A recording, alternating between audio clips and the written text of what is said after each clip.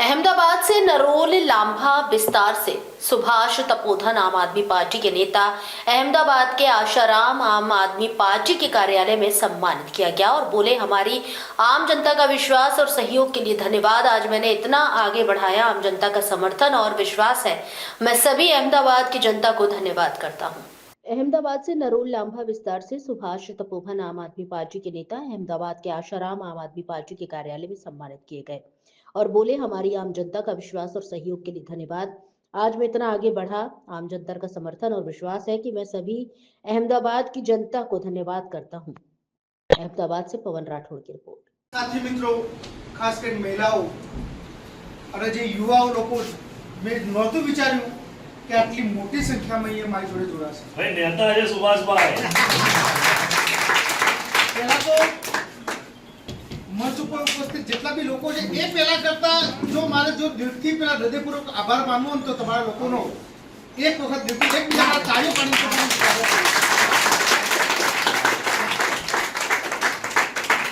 જીવનમાં પહેલી વખત વિધિવત રીતે કોઈ પાર્ટીમાં જોડાયો છું। અત્યાર સુધી હું સામાજિક કાર્યકર્તા તરીકે એક સંગઠન તરીકે સંગઠનમાં એક કાર્યકારી પ્રમુખ તરીકે હું વર્ક કરતો હતો અને આજ આ મંચ ઉપર જે આમ આદમી પાર્ટીના એસસી વિંગ ના પ્રદેશ અધ્યક્ષ માન્ય શ્રી મારા મોટા ભાઈ જગદીશભાઈ ચાવડા, આમ આદમી પાર્ટી ગુજરાત પ્રદેશના પ્રદેશ અધ્યક્ષ વિસુદાનભાઈ ગઢવી, રાષ્ટ્રીય કન્વીનર શ્રી કેજરીવાલ સાહેબની મંચ ઉપસ્થિતિમાં આજ હું જે આમ આદમી પાર્ટીમાં જોડાઉં છું અને આ જોડાવા માટે જે તમારો સહકાર મળ્યો છે તમારા તહે દિલથી તમારો ફરી વખત એક વખત દિલથી આભાર। જોડાયો છું એ એક શરૂઆત છે। મેં આજે એક મારી પહેલી પોસ્ટ કરી કે રાજનૈતિક તરીકે મારી પહેલી શરૂઆત, આ પહેલું પગથિયું હું ચડ્યો છું અને મને સીડીઓ પૂરી કરાઈ જે ઉપર પહોંચાડવાનું કામ છે તમારું। હું એકલાથી કશું નહીં, તમે બધા સાથે છો તો હું છું। આ વાત આપણે માનીને આપણે આગળ વધીશું। મતભેદો મનભેદો ઢગલો હોઈ શકે, મતભેદો વૈચારિક દ્રષ્ટિકોણ બધાનો અલગ હોઈ શકે, કાર્ય પદ્ધતિ અલગ હોઈ શકે, પણ વ્યક્તિત્વ પણ અલગ હોઈ શકે। મારું વ્યક્તિત્વ કેવું છે એ તમે જાણો છો। લોકો માટે શું કરવું અને કઈ રીતે લડવું એ મને આવડે છે। લોકોના પ્રશ્નોની રજૂઆત કઈ રીતે કરવી, કઈ જગ્યાએ કરવી એ રજૂઆત એજ સામાજિક જે સંગઠન હતું એનો હું ભાગ હતો, એ ભાગરૂપે હું કરતો હતો। પણ હવે આવનારા દિવસોની અંદર આ આમ આદમી પાર્ટીમાં જે હું જોડાયો છું એ પાર્ટીના મંચ ઉપરથી હું તમારા બધાનો એક આવાજ બની અને બહાર આવીશ। બીજી વાત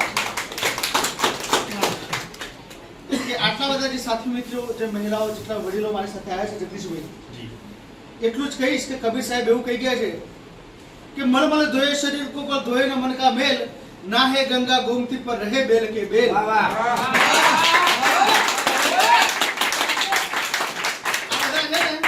કોઈ શરીરના મેલ ધોઈ નહીં, આ બધા મનના મેલ ધોઈને આજ ભાઈ જોડે જોડાયા છે। અને આ બધા માળાના મારા મણકાઓ છે એને એના ઉપર બી એક વખત કહી દઉં કે મોતીન ધાગા સુતકા રહો હરદમ પિરોઈ, मोतियन धागा सूत का रहो हरदम पिरोई, जो जुड़े नहीं सूत से वो बाहर खड़ा ही रोई।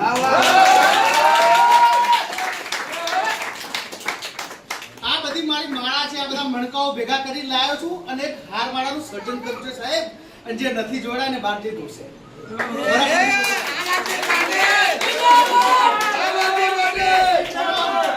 તમામ મારા સાથે મિત્રો અમદાવાદ ગુજરાતમાં જે પણ મારી સાથે સંકળાયેલા છે એ તમામ સાથી મિત્રોને હું આજે આમ આદમી પાર્ટીમાં જોડાયો છું માન્ય શ્રી જગદીશભાઈ ચાવડાની અધ્યક્ષતામાં। તો હું તમામ સાથી મિત્રો જે પણ જે બાકી છે એ મારો અને જગદીશભાઈ ચાવડાનો સંપર્ક કરીને આ પાર્ટીને મજબૂત કરવા માટે મારી સાથે ફરીથી બીજા જે લોકો બાકી છે એ તમામ લોકો જોડાય અને આ પાર્ટીને આગળ લઈ જવામાં મહત્વની ભૂમિકા ભજવે એવું આહવાન કરું છું। એકલો માણસથી કશું નથી થતું, આપણે બધા ભેગા થઈને જે લડીશું, જે મુવમેન્ટ આપીશું એનાથી જ બધું થશે। મહોલ્લા મીટિંગની જો વાત કરું, જગદીશભાઈ જે વાત કરી ઘણા સમયથી મહોલ્લા મીટિંગ જોઉં છું. રશ્મિરાજભાઈ રજવાડિયા જે લાભામાં કામ કરે છે અને આજ ફરીથી મારી જોડે આવ્યા છે અને આવનારા દિવસોમાં મોટા પાયે એક મહોલ્લા મીટિંગનું એમને આયોજન કર્યું છે અને ચોક્કસથી જગદીશભાઈને પણ હું આમંત્રિત કરું છું કે મહોલ્લા મીટિંગમાં આવે. મીટિંગની અંદર મોટા ભાગે બધા ભાજપના છે અને મોટા ભાગના જેટલા લોકો છે બધા ભાજપના છે અને ભાજપની વચ્ચે જઈ એ લોકો અમને બોલાયા છે. એટલે આ સૌથી મોટી જોડ્યા પહેલાની આ રજૂઆત અને એનું રિઝલ્ટ પણ તમારી સમક્ષ તમે જોઈ શકો છો.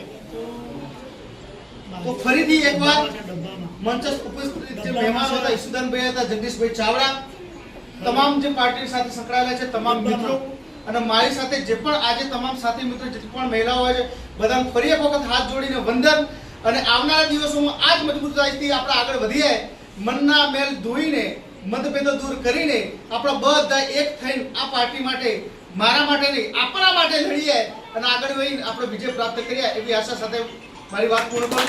જય હિન્દ, ઇન્કલાબ જિંદાબાદ, ભારત માતા કી જય. સુભાષભાઈ જિંદાબાદ.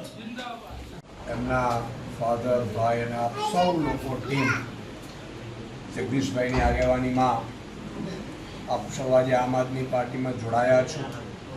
હું તહે દિલથી આપ સૌનો ખૂબ ખૂબ સ્વાગત કરું છું. મિત્રો, આમ આદમી પાર્ટી એ કોઈ રાજકીય પાર્ટી માત્ર નથી.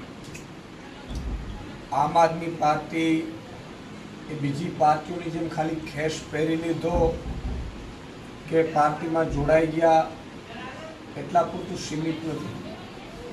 આપણે ગુજરાતના 7 કરોડ નાગરિકો માટે એવું ગુજરાત બનાવવા માંગીએ છીએ જ્યાં જાતિ, જ્ઞાતિ, ધર્મથી ઉપર રહી અને સર્વ સમાજ, સર્વ મનુષ્ય ધર્મ એક થાય અને એની રીતે વિકાસ થાય.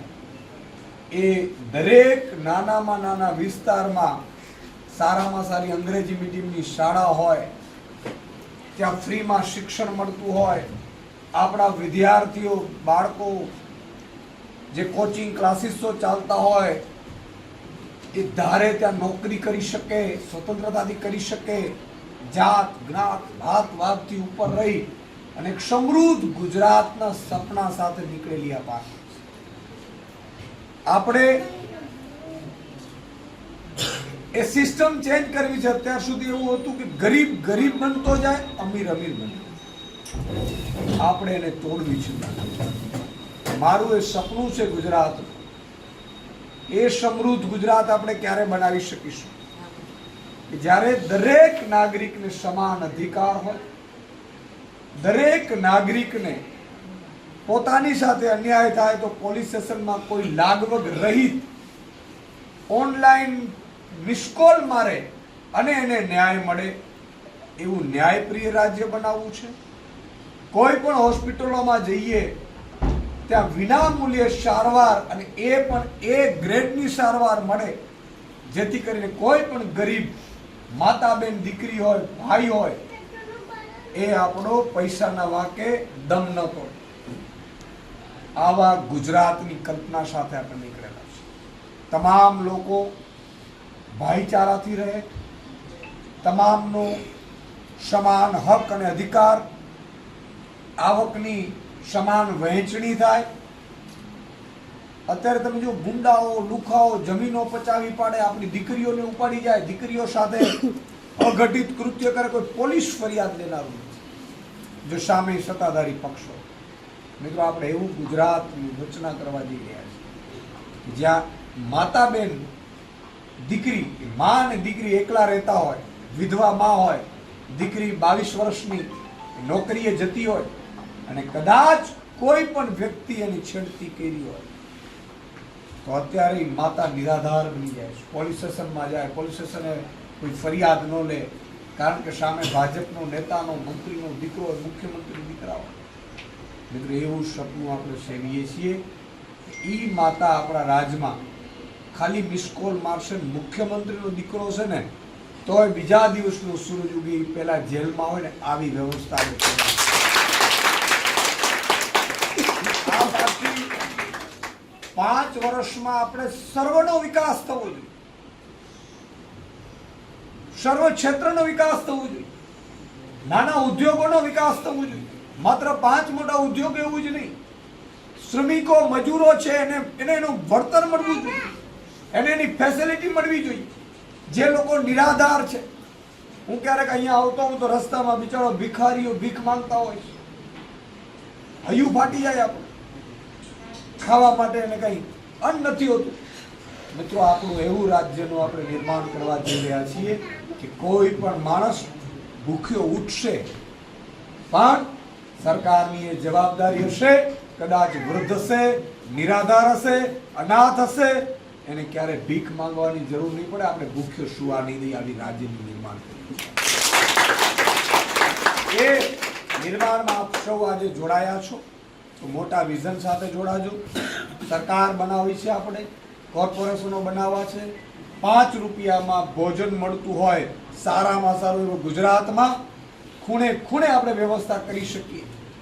આપણું તો સપનું બહુ મોટું છે, પણ શરૂઆત આનાથી આપણે કરીશું. તો આપ સૌને મારી વિનંતી છે, આપ સૌ જોડાયા છો, આપ મોટી આશા સાથે જોડાજો. ઈશ્વરને આપણે પ્રાર્થના કરીએ, બાબા સાહેબે આપણે જે બંધારણ આપ્યું છે, જેના કારણે આજે આ ચા છે, એ ચા વેચનારો પ્રધાનમંત્રી બની શક્યો છે, બાબા સાહેબની દુઆ કરે.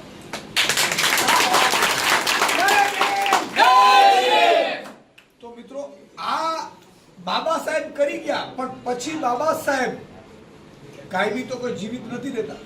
તો એના સપનાનું ગુજરાત, એના સપનાનું ભારત આપણે બનાવવાનો છે, અને એ બનાવવા માટે આપણે સૌ નીકળ્યા છીએ. ત્યારે મારી સૌને વિનંતી છે કે સૌ સાથે મળી અને સારી રીતે કામ કરજો. ફરીથી હું સુભાષભાઈને ખૂબ અભિનંદન પાઠવું છું, જગદીશભાઈને પણ અભિનંદન પાઠવું છું. ખૂબ લડાયક નેતા છે, સર્વ સમાજનો અવાજ છે, અને એ જ ગતિથી આપણે આગળ વધવાનું છે. તો ફરીથી આપ સૌને આવકારું છું. ખૂબ ખૂબ શુભકામનાઓ. ભારત માતા કી જય, ભારત માતા કી જય.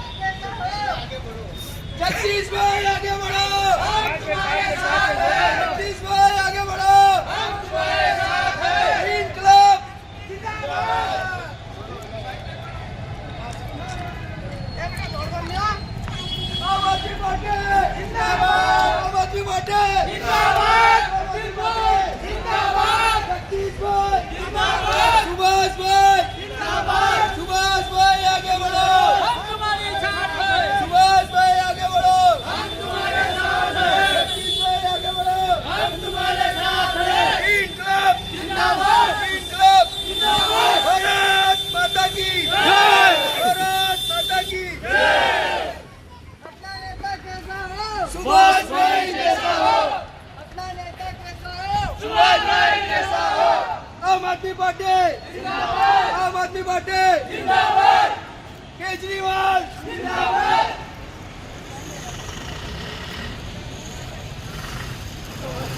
स्वागत सगळ्या मित्रांनो आम आदमी पार्टी जिंदाबाद।